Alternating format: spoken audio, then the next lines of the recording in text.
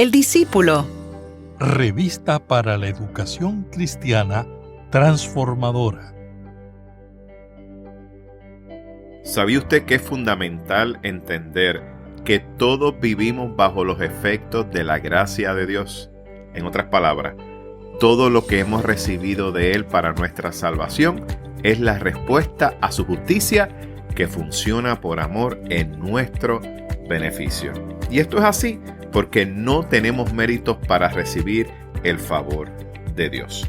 En la clase de hoy veremos cómo el apóstol Pablo ejerció su autoridad para que se estableciera la diferencia entre el judaísmo y la fe cristiana cuando la iglesia primitiva comenzó a definir sus creencias. Mi nombre es el reverendo Luis Felipe Ramos Román, pastor asistente en evangelización y educación cristiana, y te invito a que juntos participemos de esta experiencia educativa. El discípulo. El discípulo. Una revista para la educación cristiana transformadora. Mis queridos hermanos, que el Señor les bendiga en este día. Qué bueno una vez más compartir con ustedes la palabra del Señor. Y hoy estaremos trabajando nuestra lección número 7, justificados por la fe. Y estaremos utilizando como texto bíblico el libro de Gálatas, capítulo 2, los versículos del 11 al 21. Y el texto áureo se encuentra en Gálatas, capítulo 2, versículo 20b. En otras palabras, la segunda parte. Miren cómo dice: y lo que ahora vivo en la carne, lo vivo en la fe del Hijo de Dios, el cual me amó y se entregó a sí mismo por mí. ¿Cuáles son los objetivos en el día de hoy? Bueno, afirmar que a partir del sacrificio en la cruz del Calvario de Cristo por nosotros, la salvación es por la fe en Él.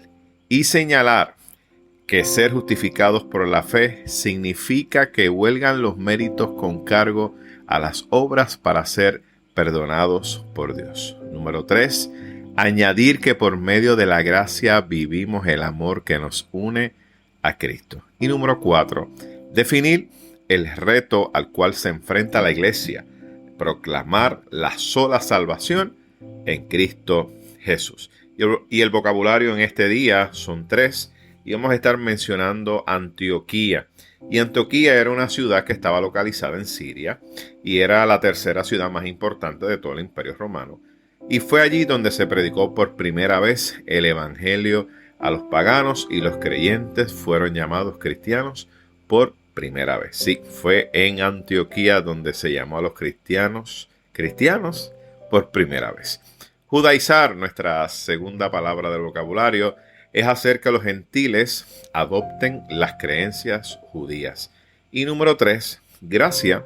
Y cuando hablamos de gracia, es la acción de Dios para salvar al género humano sin considerar sus méritos, es decir, sus obras. Y la salvación es un favor de Dios donde huelga el cumplimiento de la ley. En otras palabras, donde no es necesario el cumplimiento de la ley, que era el asunto que estaba en cuestión en ese tiempo de inicio de la iglesia primitiva. ¿Qué les parece si vamos a la lectura bíblica que se encuentra impresa en nuestra revista El Discípulo? Así que le invito a que pueda buscar su revista El Discípulo, o que me acompañe a través de su Biblia buscando el libro de Gálatas, capítulo 2, los versículos del 11 al 21. Y estaré dando lectura a la versión Reina Valera revisada que está impresa en nuestra revista. Miren cómo lee esta lección. Pero cuando Pedro vino a Antioquía, lo reprendí cara a cara, porque era de condenar. Pues antes que llegaran algunos de parte de Jacobo, comía con los gentiles, pero después que llegaron se retraía y se apartaba, porque tenía miedo de los de la circuncisión. Y en su simulación participaban también los otros judíos, de tal manera que aún Bernabé fue también arrastrado por la hipocresía de ellos. Pero cuando vi que no andaban rectamente conforme a la verdad del evangelio, dije a Pedro, delante de todos: si tú, siendo judío, vives como los gentiles y no como judío, ¿por qué obligas a los gentiles a judaizar? Nosotros, judíos de nacimiento y no pecadores de entre los gentiles, sabiendo que el hombre no es justificado por las obras de la ley, sino por la fe de Jesucristo, nosotros también hemos creído en Jesucristo para ser justificados por la fe de Cristo y no por las obras de la ley, por cuanto por las obras de la ley nadie será justificado. Ahora bien, si buscando ser justificados en Cristo, también nosotros resultamos ser pecadores, ¿es por eso Cristo ministro de pecado? De ninguna manera. Porque si las cosas que destruí, las mismas vuelvo a edificar, transgresor me hago. Yo por la ley morí para la ley a fin de vivir para Dios. Con Cristo estoy justamente crucificado. Y ya no vivo yo, mas vive Cristo en mí. Y lo que ahora vivo en la carne, lo vivo en la fe del Hijo de Dios, el cual me amó y se entregó a sí mismo por mí. No desecho la gracia de Dios, pues si por la ley viniera la justicia, entonces en vano murió Cristo.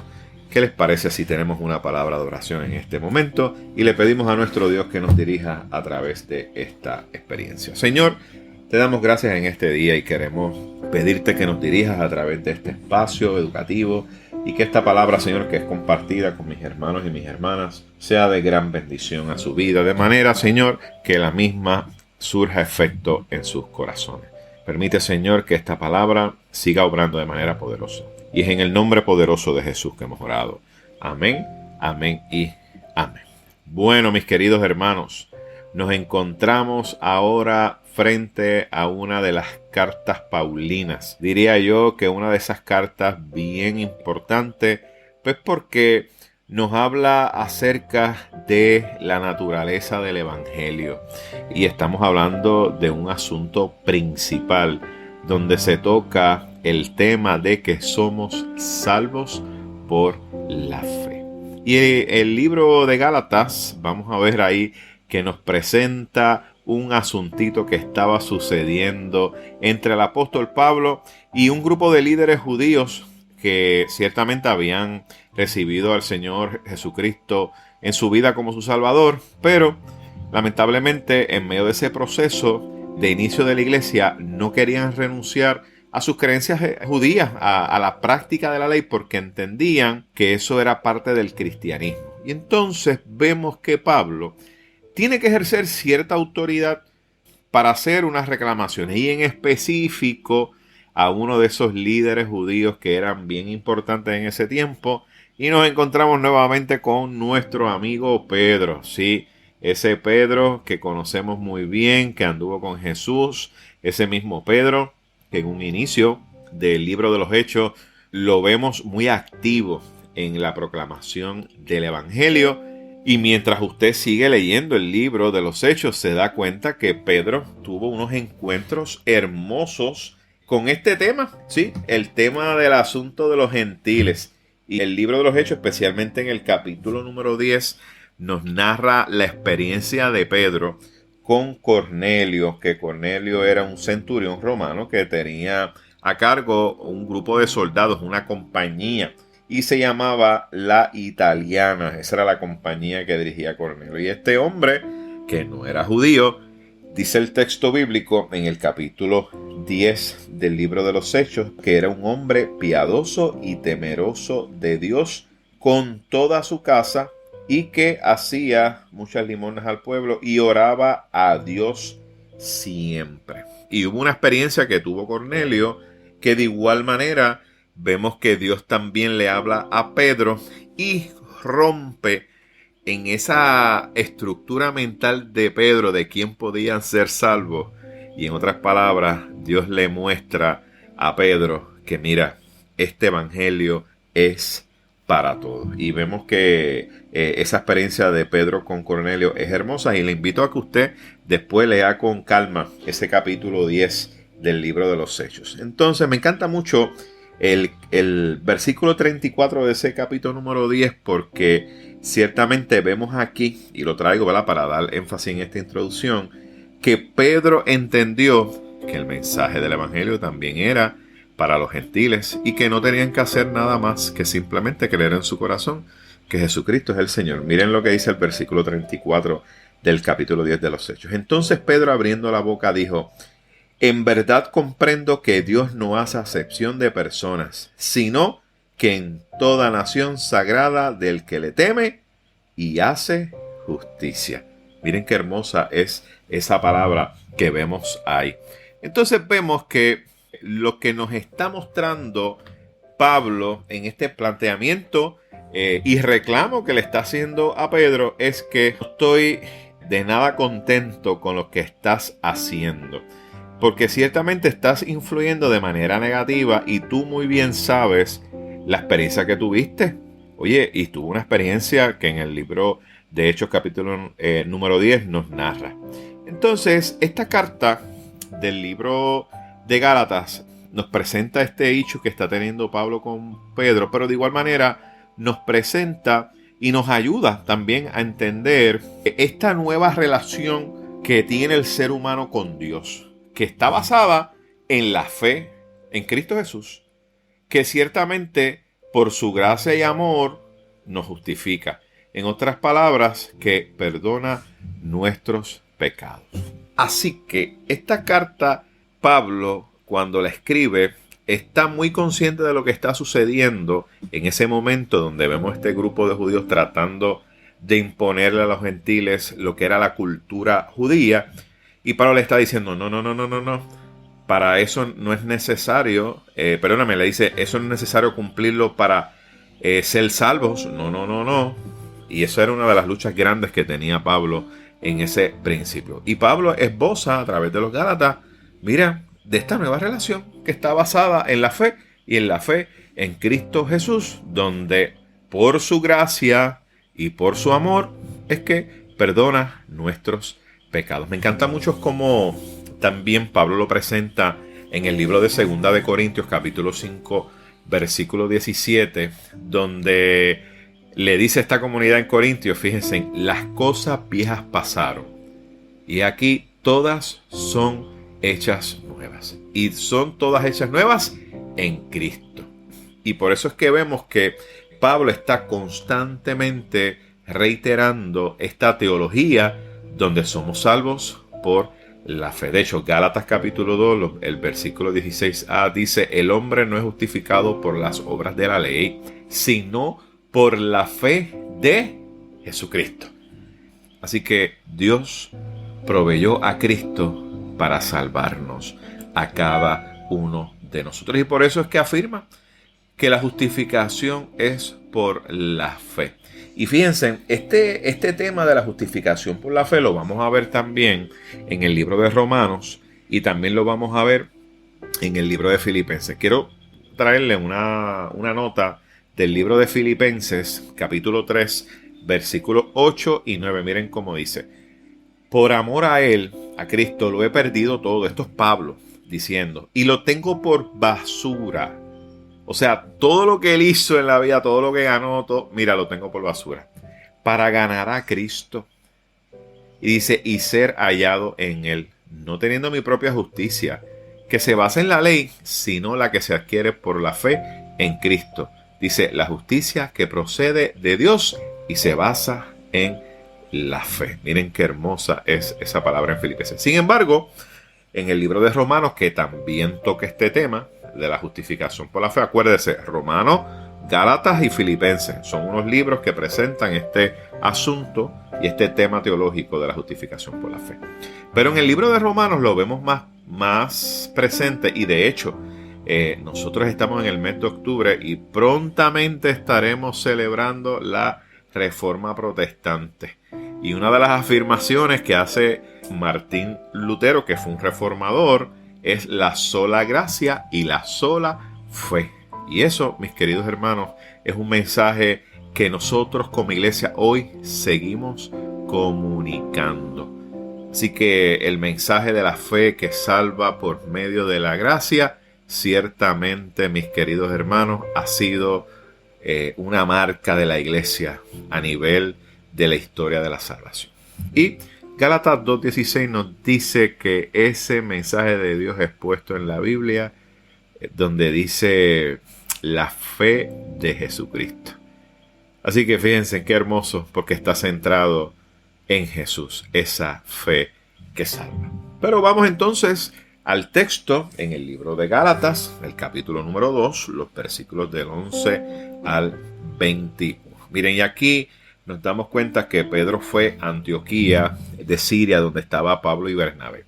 Antioquía, cuando usted lee el libro de los Hechos, se da cuenta que es un lugar muy prominente para la iglesia en sus inicios.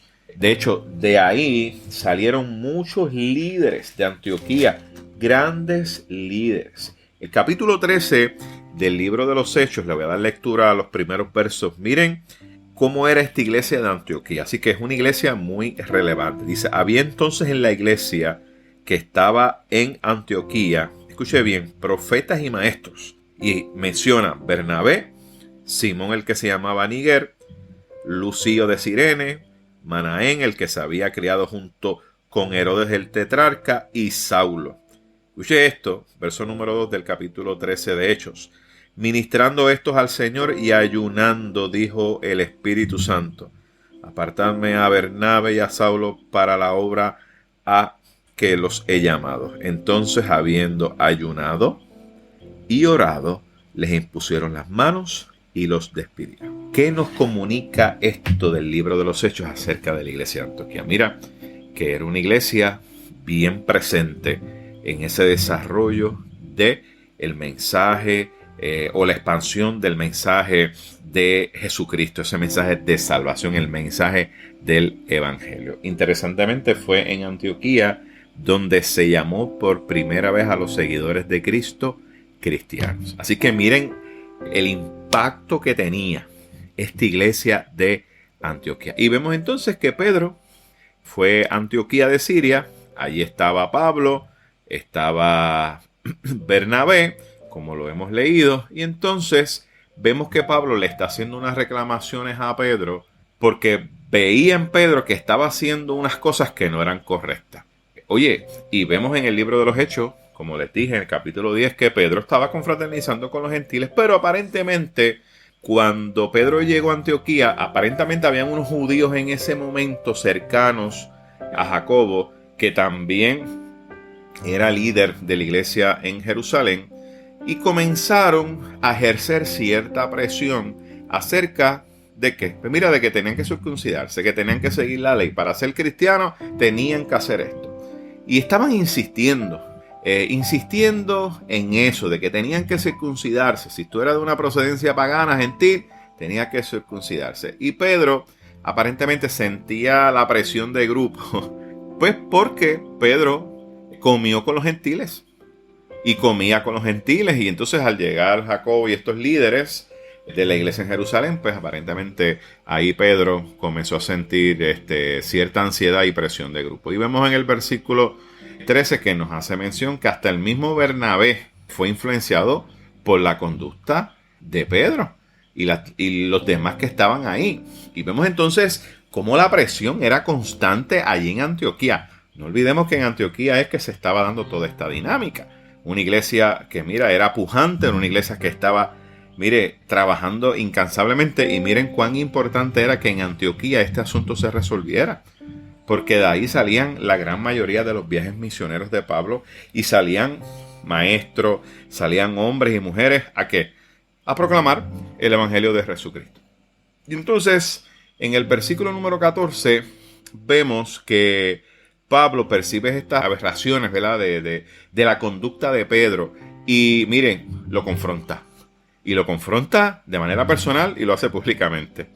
Y fíjense que Pedro tenía amistad y tenía vivencia con los gentiles. Hablamos de Cornelio en el capítulo 10 del libro de los Hechos. Y entonces le está diciendo, oye, tú que comes con ellos, ahora los estás obligando a que practiquen las costumbres judías. Y entonces vemos que Pablo comienza a ser bien incisivo y comienza a plantear sus argumentos. Y plantea que el hombre no es justificado por las obras, sino por la fe. Así que por las obras no podemos ser salvos. Y vemos entonces que en esos versículos 16 en adelante, 17, comienza Pablo a esbozar esos planteamientos que eran muy importantes. Entonces, en el versículo 17, cuando uno lee de primera instancia, puede sonar un poquito complicado. Ciertamente expresa las dudas que tienen los judíos cristianos sobre su relación con la ley. Y su devoción por la ley, ¿verdad? Durante tanto tiempo, nos dice el escritor de la clase, es motivo para ellos pensar que aún aceptando a Cristo, son pecadores si no continúan fieles a esa ley. Miren qué interesante. En otras palabras, si yo como gentil me convertí al cristianismo, el que yo aceptara al Señor Jesucristo como mi Salvador no era suficiente.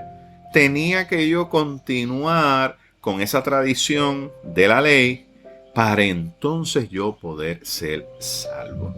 Y eso enviaba un mensaje totalmente equivocado. Porque Pablo lo que está afirmando es: solo Cristo es suficiente. Solo su gracia es suficiente. Somos justificados en Cristo Jesús. Porque estamos enviando un mensaje que es erróneo. O sea, Cristo vino a abolir esa ley que ciertamente era una ley que no le permitía, porque era tan y tan compleja y el ser humano la había hecho tan y tan compleja, que como mencionaba en las clases pasadas, 600 y pico de leyes que salieron de 10, se hicieron 600 y pico de leyes que tenían que cumplir. Pues miren, mis queridos hermanos, era imposible poder cumplirlo. Entonces, si es imposible poder cumplir eso de la ley de los 600 y pico de normas o de normativas, pues jamás el ser humano tendría una oportunidad de ser salvos. Entonces, por eso es que Pablo dice, no, somos salvos por la fe. ¿Cómo tú puedes decir que después que Cristo te ha salvado, tienes que cumplir con la ley? Pues no. Y vemos entonces que Pablo comienza a argumentar, y lo que le está diciendo, oye, lo que tú estás planteando es como un retorno, es un retroceso a lo que está estableciendo el mensaje del Evangelio, que la salvación es mediante la fe en Cristo. Y a través de esa relación con Cristo, mediante esa fe en Cristo, oye, así es que nos relacionamos con Dios. Y es una relación que es nueva. Es una relación que es única. Y fíjense en qué importante fue este planteamiento, que aunque sabemos que fue un evento difícil para Antioquía en ese momento, porque estamos hablando de que era Pablo y Pedro en medio de una discusión que se dio. Yo sé que no fue fácil. Sin embargo, ¿qué pasa? Pablo tiene que afirmar ese principio teológico de que la salvación es por la gracia y fe en Jesucristo. Miren, yo creo que una de las mejores maneras que podemos expresar esto, lo vemos en el testimonio bíblico de los evangelios. Hay una historia, y no quiero abundar mucho en ella, sino quiero mencionarles solamente de que cuando Cristo estuvo crucificado con dos ladrones, uno a la derecha y uno a la izquierda, uno de ellos halló salvación. Le dijo al Señor Jesucristo: cuando estés allá en el cielo, acuérdate de mí. Y la respuesta de Jesús, usted y yo la sabemos. Le dijo: desde ahora estarás conmigo en el paraíso. Y le hago varias preguntas para terminar esta clase. Ese hombre que estaba en la cruz del Calvario, ¿tuvo la oportunidad de comer de la cena del Señor? No. ¿Tuvo la oportunidad de poder pedirle perdón a aquellos que le ofendió, robó o hizo mal? No. El que estaba allí en la cruz fue bautizado. No lo dice el texto. Simplemente ese hombre que estaba en la cruz creyó que Jesucristo era el Hijo de Dios. Y eso fue, mis queridos hermanos, más que suficiente para que ese hombre hallara salvación en Cristo Jesús. Mis queridos hermanos, pienso que cada uno de nosotros tenemos, como cristianos, la responsabilidad de comunicar de que solo a través de Jesucristo podemos nosotros obtener la salvación. Nada nosotros podemos hacer. No hay nada en la ley que usted podamos hacer para obtener salvación, porque somos salvos por la gracia de Dios y no por las obras. Y que ciertamente cuando usted y yo venimos a los caminos del Señor tenemos que vivir una vida cristiana de testimonio. ¿Por qué? Mis queridos hermanos, porque usted y yo estamos representando a Cristo. Se trata de una praxis, de una fe, ¿verdad? Y es hacer lo que Cristo hizo. Y si usted hace lo que Cristo hizo, amar al prójimo, servir a los que están en necesidad, amar a Dios sobre todas las cosas, amar a nuestros prójimos como a nuestro mismo, yo les aseguro, mis queridos hermanos, que nos irá muy bien. ¿Qué les parece si tenemos una palabra de oración? Señor, te damos gracias por todo lo que hiciste y harás por nosotros para salvarnos. Tú eres un Dios bueno. Danos las fuerzas y ayúdanos a seguir proclamando esta gran verdad del Evangelio. Te lo pedimos en el nombre de tu Hijo amado Jesús. Amén, amén, amén. Mis queridos hermanos, que el Señor les bendiga y que el Señor les guarde.